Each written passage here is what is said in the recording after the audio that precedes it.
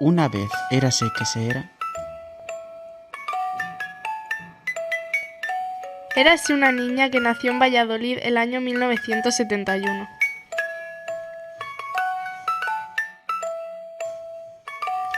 Sus padres eran María Pilar y José Luis, ambos físicos y profesores universitarios.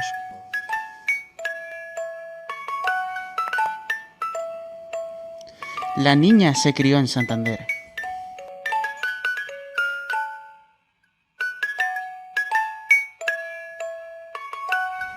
Y estudió EGB en el Colegio Verdemar y BUP Bachillerato en el Instituto Santa Clara de Santander.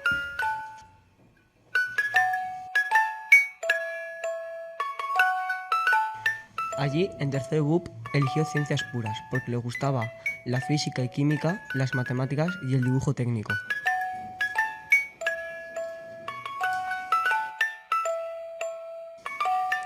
A la joven le gustaba la robótica y por eso estudió ingeniería.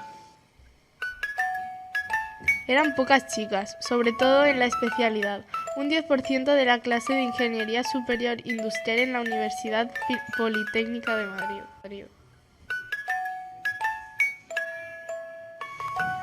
Vivía en el Colegio Mayor Isabel de España. Tuvo la suerte de que sus padres pudieron hacerse cargo de los gastos.